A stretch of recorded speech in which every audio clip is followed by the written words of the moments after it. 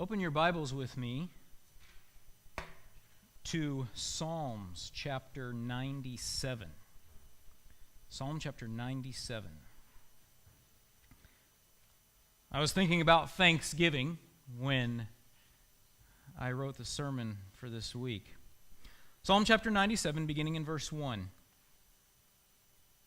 The Lord reigns. Let the earth be glad.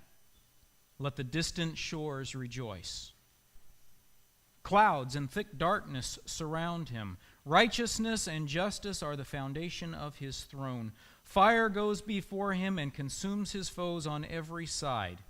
His lightning lights up the world. The earth sees and trembles. The mountains melt like wax before the Lord of all the earth. The heavens proclaim his righteousness, and all the peoples see his glory. All who worship images are put to shame. Those who boast in idols worship him, all you gods. Zion hears and rejoices, and the villages of Judah are glad because of your judgments, O Lord. For you, O Lord, are the most high over all the earth. You are exalted far above all gods. Let those who love the Lord hate evil, for he guards the lives of his faithful ones and delivers them from the hand of the wicked. Light is shed upon the righteous and joy on the upright in heart. Rejoice in the Lord, you who are righteous, and praise his holy name. Bow your heads with me. Father in heaven, as we come into this Thanksgiving season, I pray that you would give us hearts filled with gratitude and joy. As we look into this psalm today, I pray that we would recognize the ways that gratitude can have a profound influence and a profound impact, not only in our lives, but upon you as well. Guide my words, guide our thoughts. In Jesus' name, amen. I read a story recently about a man in Paris, a tourist, who was roaming around under the Eiffel Tower. Suddenly, a woman with a red shawl or scarf over her head came rushing up to him and said, "Do you speak English?"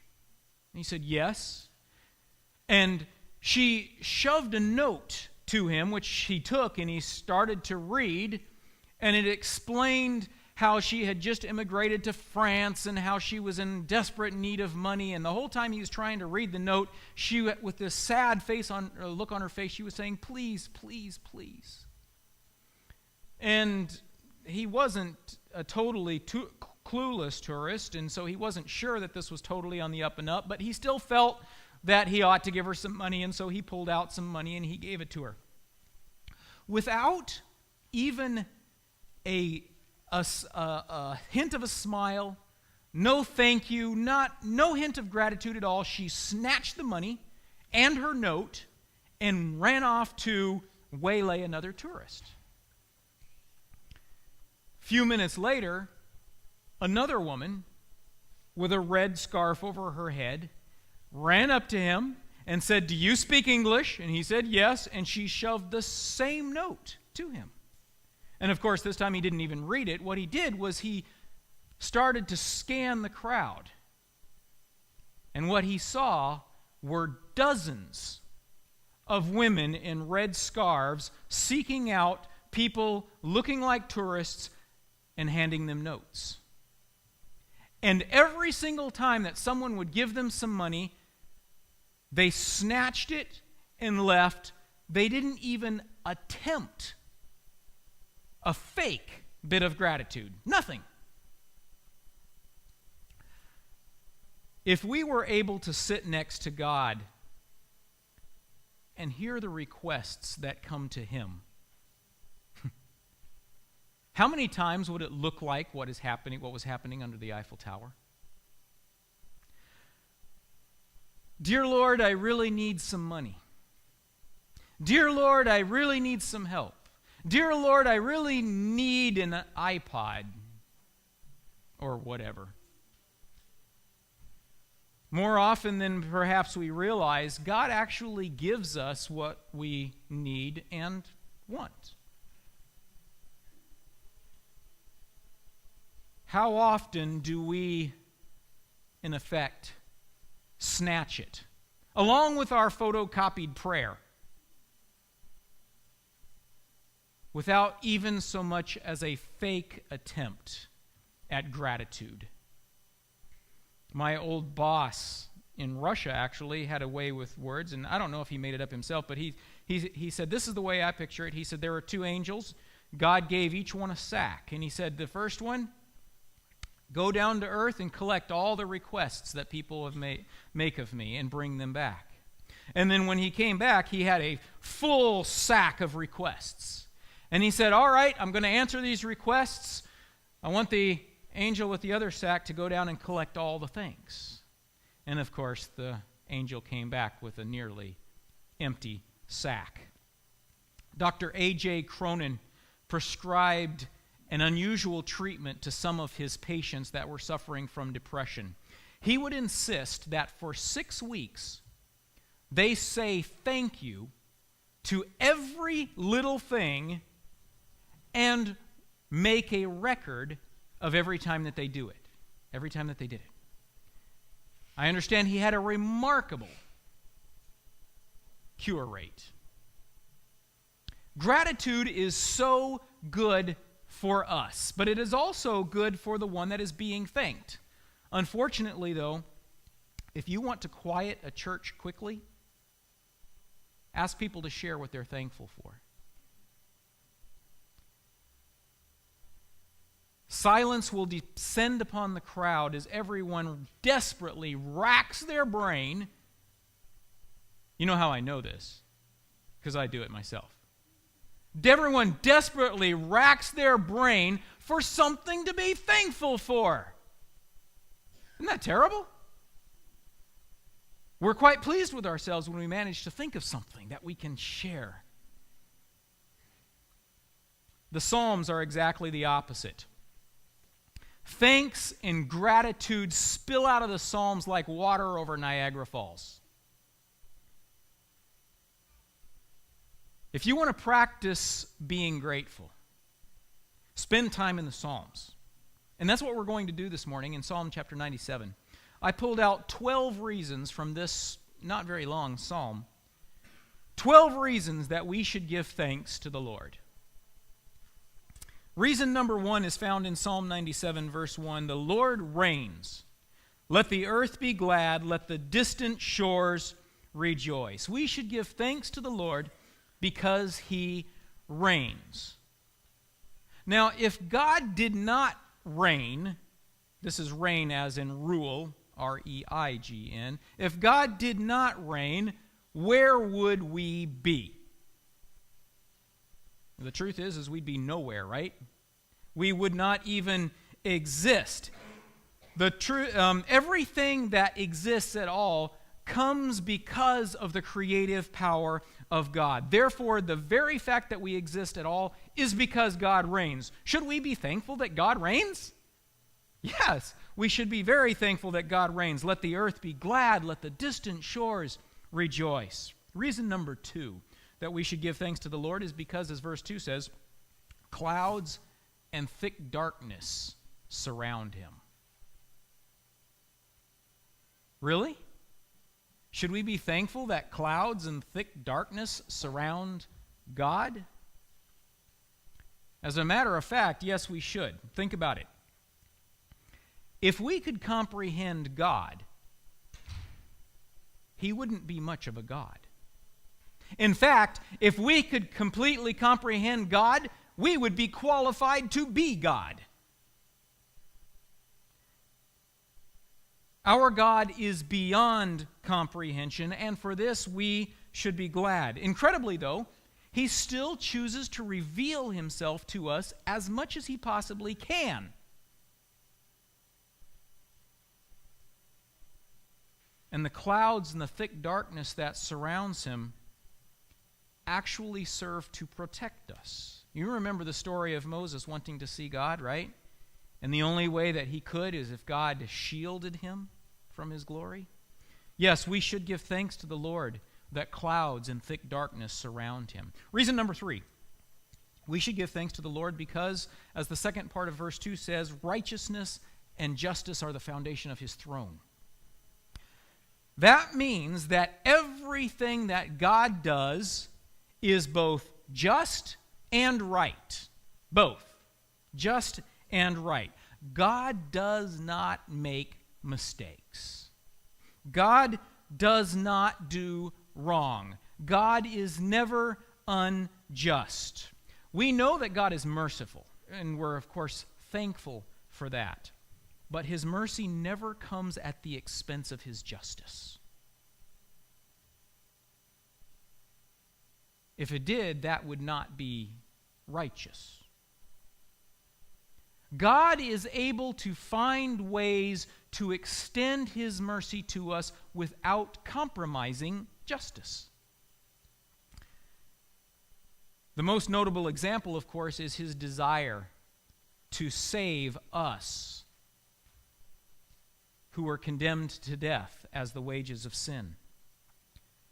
But since he could not simply extend to us mercy without fulfilling justice, he sent his own Son to die in our place.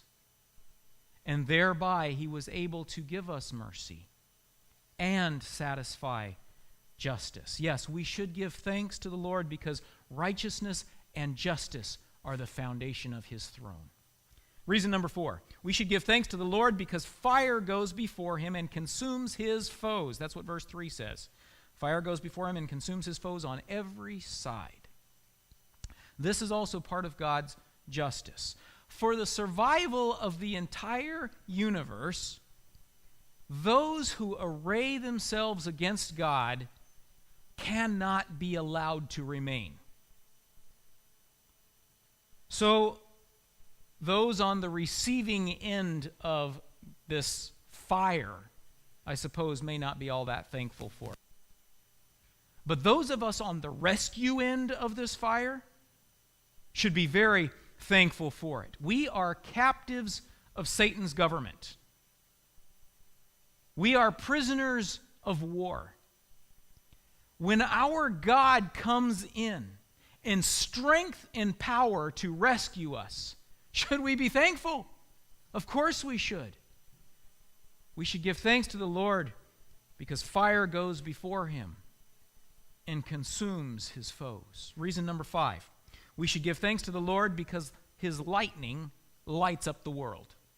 Verse 4, that it says that his lightning lights up the world and the whole earth sees and trembles.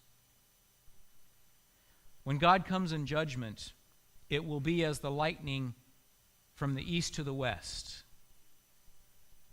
When those who have rebelled against the Lord see this lightning, they will have good reason to tremble.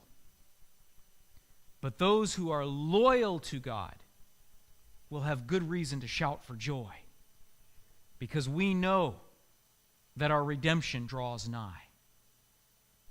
Yes, we should give thanks to the Lord because his lightning lights up the world and the earth sees and trembles. Reason number 6, we should give thanks to the Lord because mountains melt before him. Verse 5, the mountains melt like wax before the Lord of all the earth. We're still in judgment scenes here. As the Lord returns in power and great glory, nothing is able to stand before him.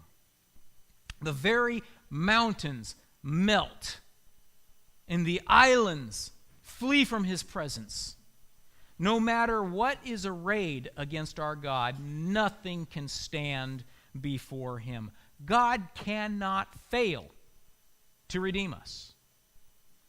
Yes, we should thank the Lord because even the mountains melt before him. Reason number 7, we should give thanks to the Lord because the heavens proclaim his righteousness. Verse 6, the heavens proclaim his righteousness and all the peoples see his glory. When is the last time you stepped outside when the stars were bright and looked up?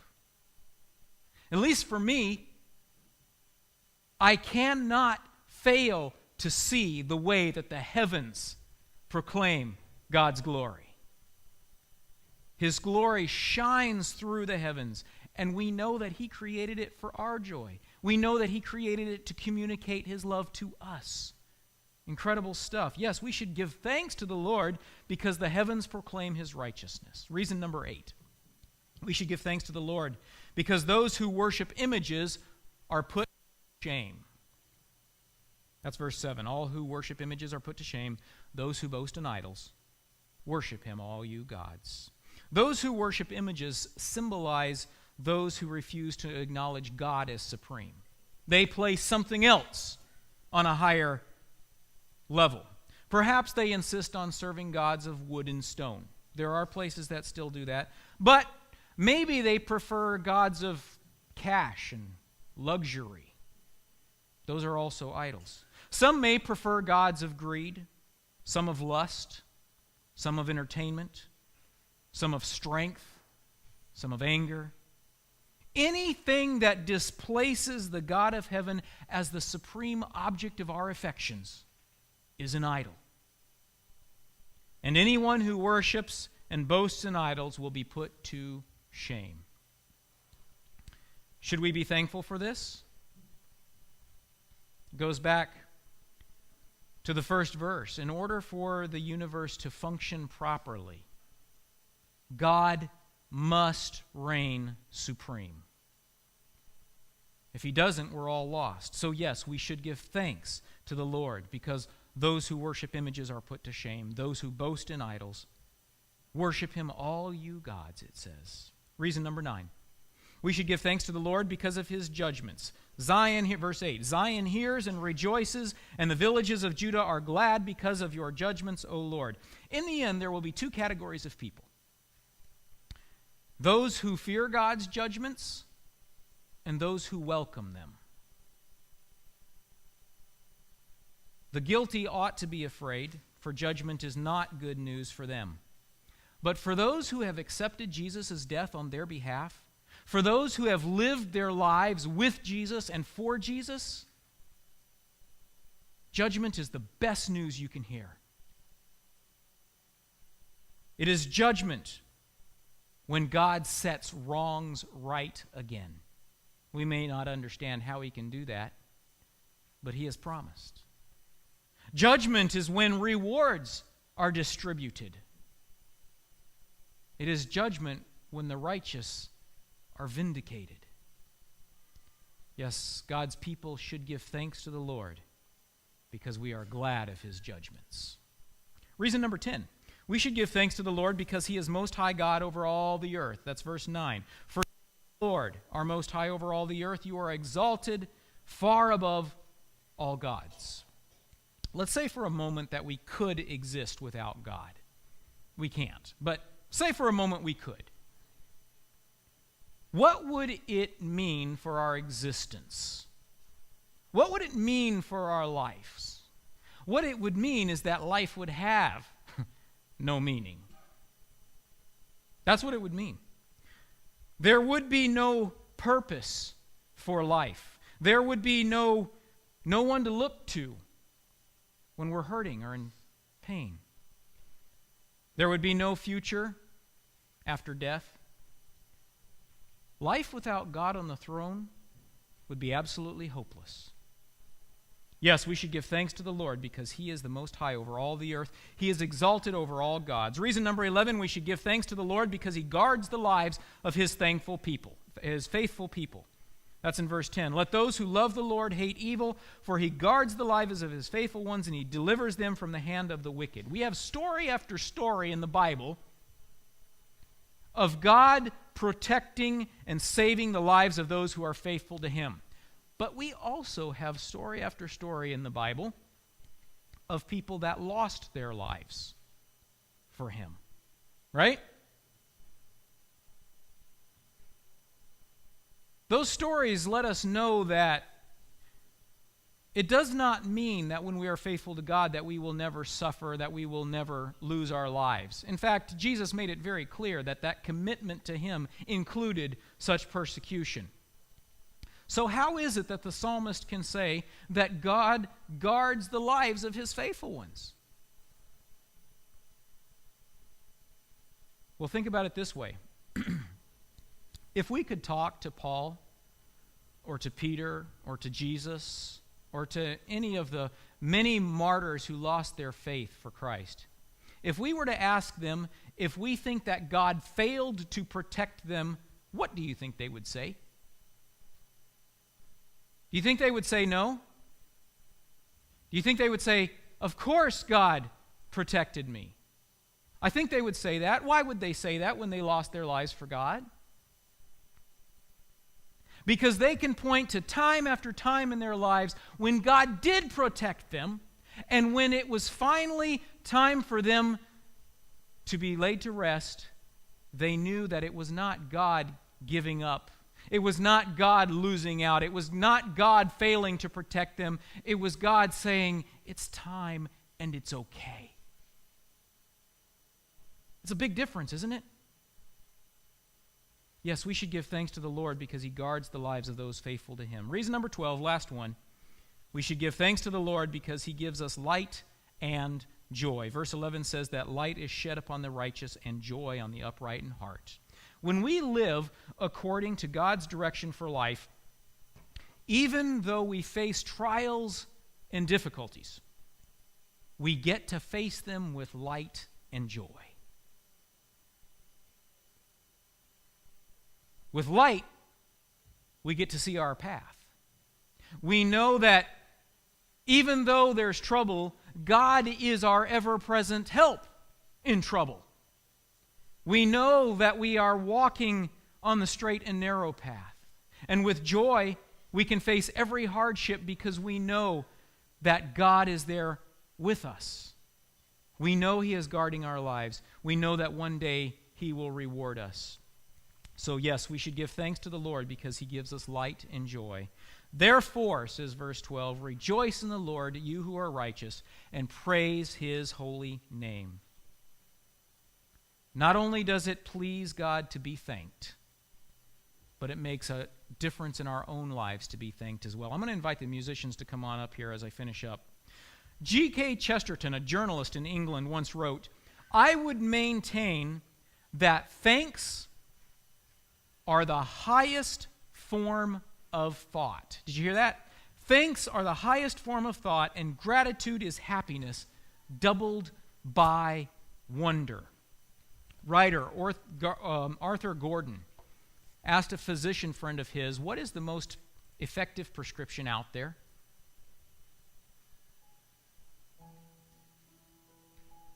He replied to him with a story. He said, a colleague of mine once had a woman patient who suffered from depression. It got to the point where she stayed home all the time, listless, apathetic, absolutely caring about nothing. The usual medications didn't help. One day the doctor had delivered to her home a small box, and in the box was a note that said, take what's in this box and spend 10 minutes every day looking through it at anything in your room. She opened it up, and inside was a magnifying glass. And so she took it and she looked at her couch. And she noticed the patterns in her couch for the first time in her life. She looked at a flower in a pot. She looked at her skin. And in her heart began to grow something called wonder. And as a result of that wonder, something else began to grow in her heart, and it was called gratitude. And at that moment, the woman turned a corner in her illness, and she began to get well. Why? Because she had discovered wonder and gratitude. Give thanks to the Lord, for he is good. His love endures forever.